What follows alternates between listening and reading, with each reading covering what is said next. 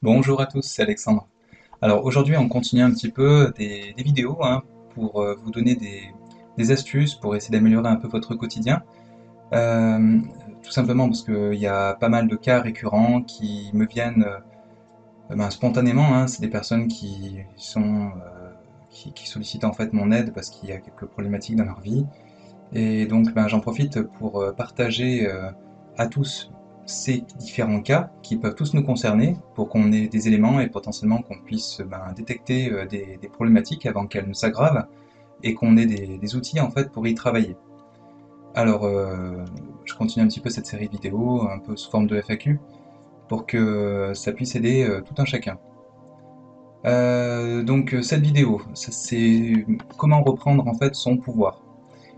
Et ça survient parce qu'en fait, je vois un peu trop souvent des personnes qui peuvent se faire manipuler, qui en souffrent.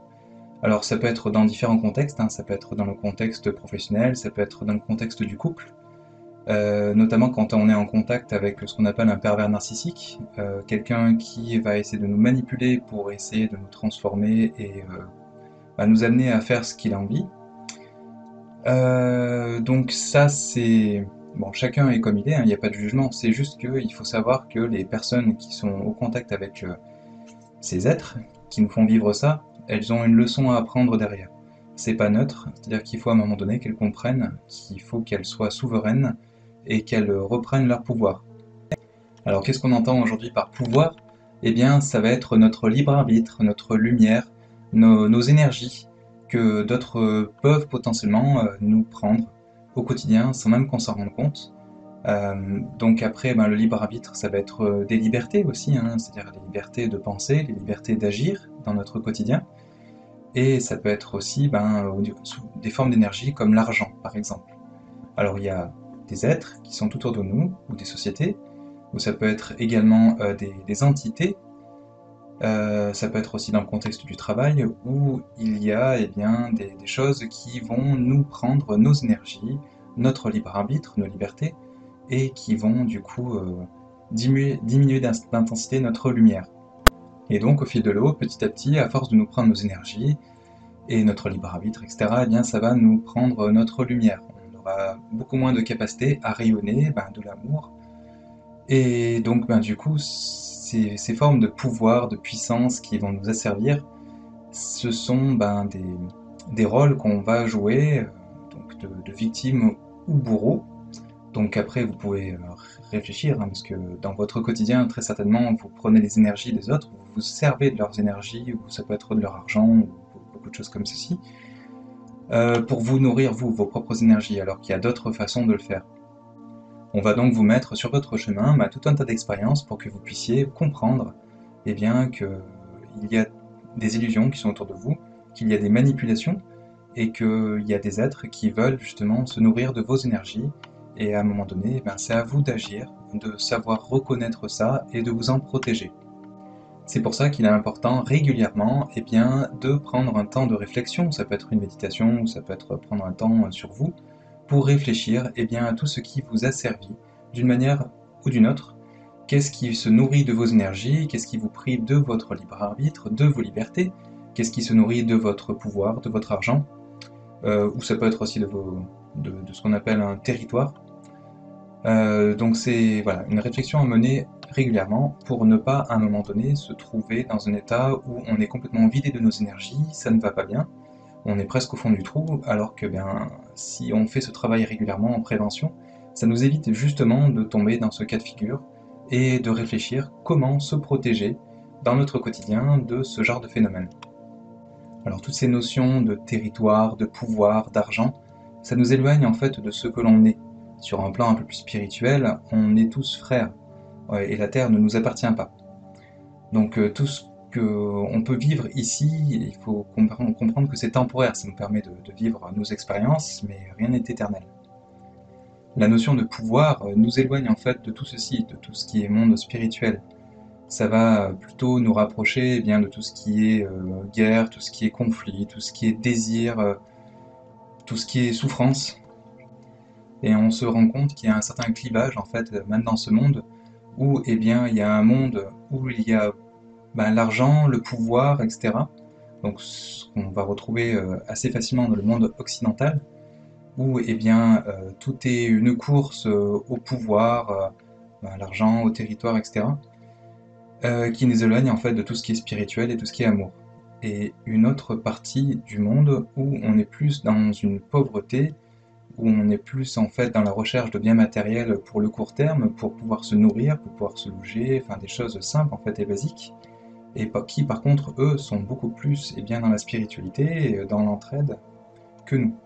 Alors les conseils spirituels qui ont pu nous être donnés par rapport à ça, eh bien c'est de trouver un juste milieu entre le monde physique et le monde spirituel. C'est-à-dire qu'il ne faut pas chercher forcément à toujours posséder, à avoir de plus en plus de pouvoir, surtout voilà, tout ce qui est pouvoir, asservissement de l'autre. C'est pas du tout qui, ce qui nous détermine dans notre moi profond. Ce sont des expériences en fait de non-amour qui nous permettent d'évoluer à un certain stade. Mais après, si vous voulez évoluer encore plus, ce qu'on nous apprend, c'est que il faut savoir se détacher de tout ça et aller justement vers du détachement, vers de l'amour, de la compassion, ce genre de choses. Après, il y a d'autres formes qui peuvent se nourrir de nos énergies, qui peuvent être dans des mondes un peu plus subtils, ce qu'on appelle les parasites énergétiques, ce qu'on appelle des petites entités ou des grandes entités, et qui en fait vont directement sur un plan énergétique se nourrir de nos énergies. Donc ça c'est encore un petit peu différent. Ça en fait on peut éventuellement faire un soin au niveau énergétique pour voilà, vous libérer de ce genre de choses, de phénomènes. Pour les grandes entités, ça peut être des esprits qui ont été incarnés, ou ça peut être des êtres qui cherchent à vous manipuler, à vous orienter vers des choses qui vont vous faire expérimenter le non-amour quelque part. Et ça peut potentiellement vous créer des karmas selon le cas de figure. Donc c'est à vous de savoir écouter en fait eh bien, soit votre cœur, soit ces êtres qui vont vous insuffler des choses à vivre, à expérimenter pour avoir des bonheurs, comme on appelle ça, c'est des bonheurs qui sont temporaires en fait, mais qui vont créer beaucoup de malheur tout autour de vous. Donc après, c'est à vous eh bien, de choisir entre une expérience lumineuse ou non. Et les expériences, si vous n'en êtes pas encore là, vont vous faire comprendre eh bien, que le fait de ne pas aller dans des expériences lumineuses, mais plutôt d'aller à l'inverse, eh bien, c'est pas du tout lumineux et ça va plus vous freiner dans votre évolution qu'autre chose. Donc bon, c'est à vous de voir ce que vous voulez, mais voilà, vous êtes libre d'expérimenter en tout cas. Alors attention aussi à tous les êtres de l'astral qu'on peut contacter très facilement, alors soit pour des médiums qui ne se connectent pas à des énergies lumineuses, soit ça peut être aussi en hypnose ou hypnose régressive. J'entends souvent des personnes qui parlent de guide astral ou ce genre de choses.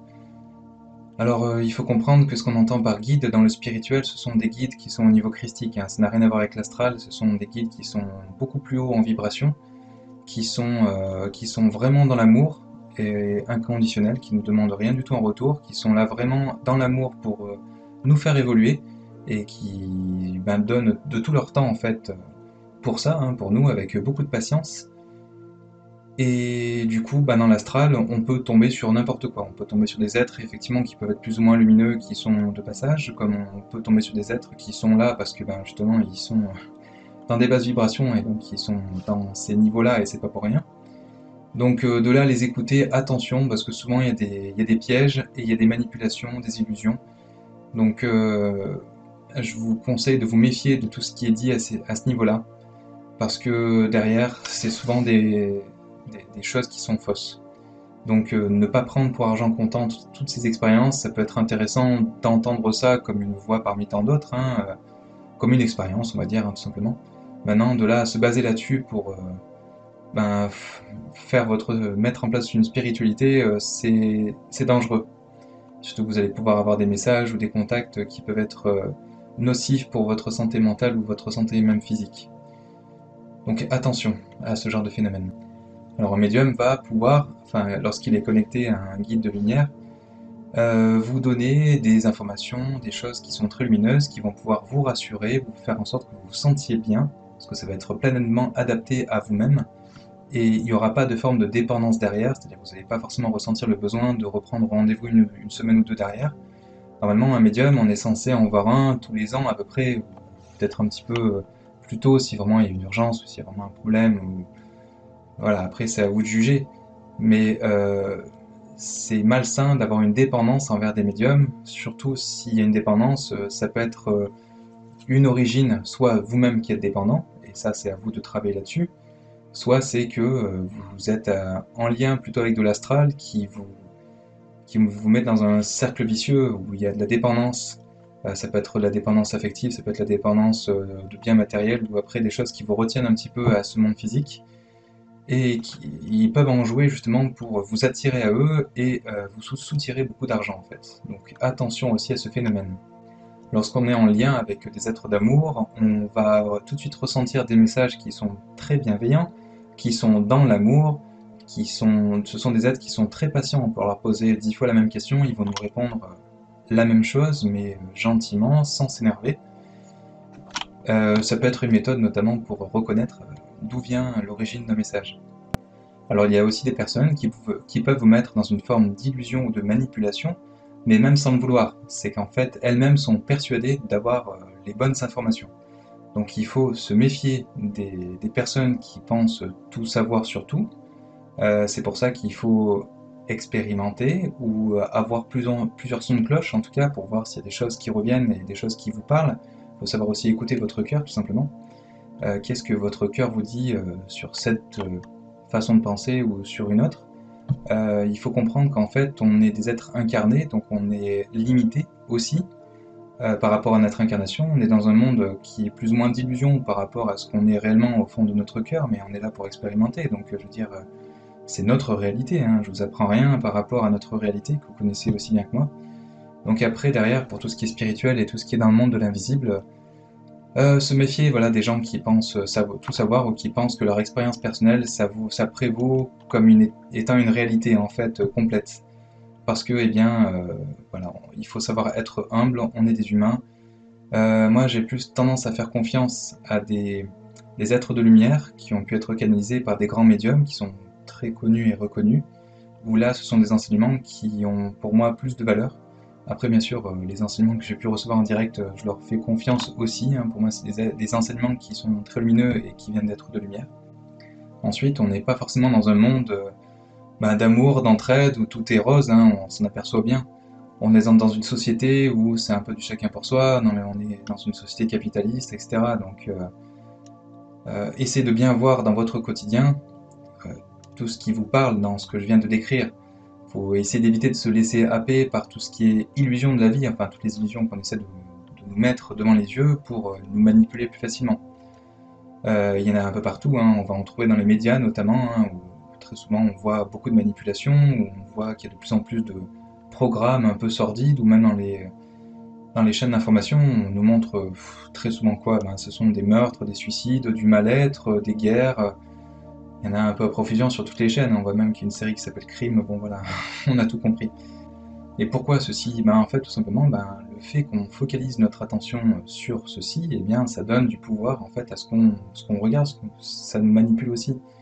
Donc le fait de voir, d'écouter ces médias ou de regarder des scènes de guerre, de violence, etc., ben, ça crédibilise en fait ça, et puis après ça nous fait y adhérer. Donc c'est à nous de réfléchir à ce qu'on peut voir et de filtrer aussi, de regarder uniquement des choses qui nous parlent.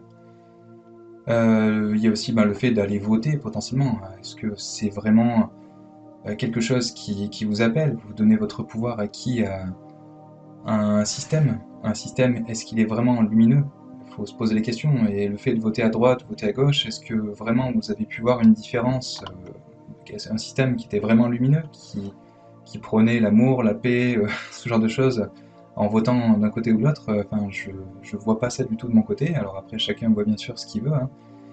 Mais c'est un système qui, pour moi, voilà, encore du chemin à faire.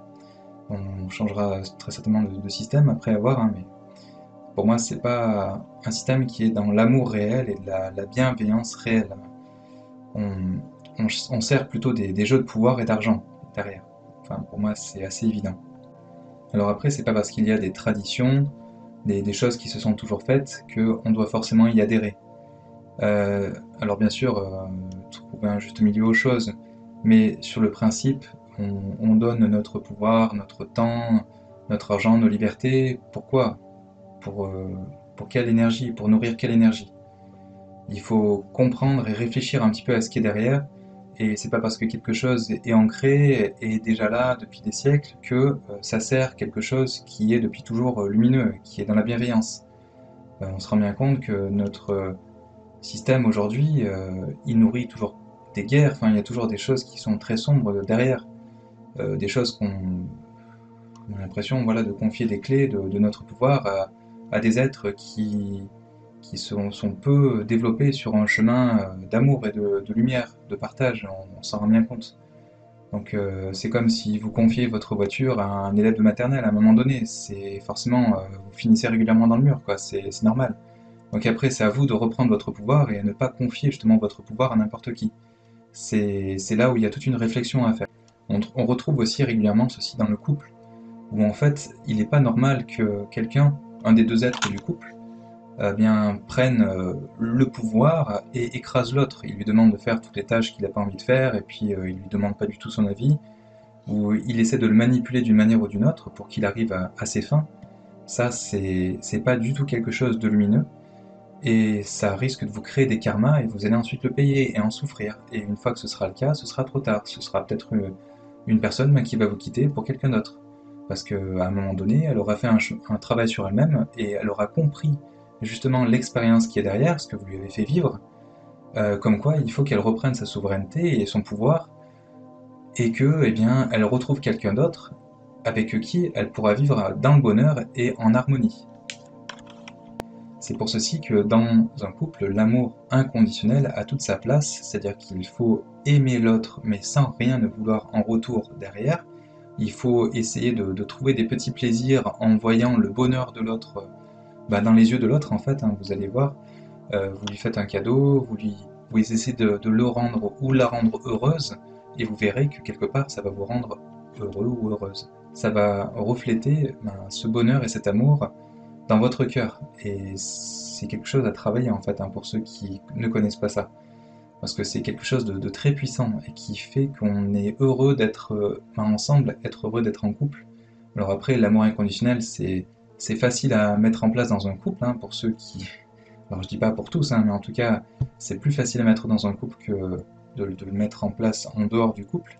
Parce qu'après, l'amour inconditionnel, ça commence par le couple, mais après, c'est bien d'expérimenter ça aussi en dehors.